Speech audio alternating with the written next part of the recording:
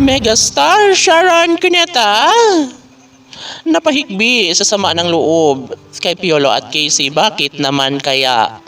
Hala no, sadyang ito nga naman talaga ang kagustuhan ng isang ina na si Megastar Sharon Cuneta.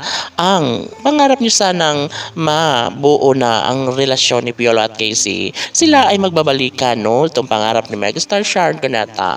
Kaya ganoon na lang katindi ang sama ng loob, no, sa puso ni Megastar Sharon Cuneta dahil magpahanggang ngayon pa rin ay wala pa ring pagbabago na kahit alam naman ni Megastar Sharon Cuneta kung gaano nila kamahal ang isa't isa. Di ba nga, si Megastar Sharon Cuneta ay talaga nga namang kagustuhan niyang lahat na magbalik na maisa katuparan ang kanilang pagmamahala ng anak na si Christina at ng gwapong aktor na si Papa P.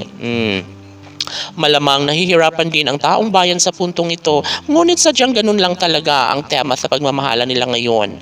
Umaasa ang taong bayan maging si Megastar Sharon Cuneta na magiging maayos muli ang magulong relasyon ni Papa P at Christina.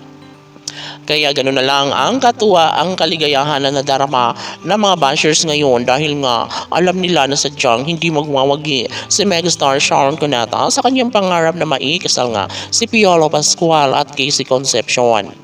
Naku po, sadyang hindi madali para sa taong bayan at kay Megastar Sharon Cuneta na masilayan na lang na wala pa rin pagbabago, na mawala ang kilig factor sa relasyon ni Piolo at Casey kung ganun ang mangyayari.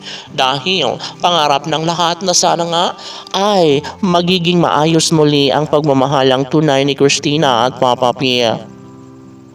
No?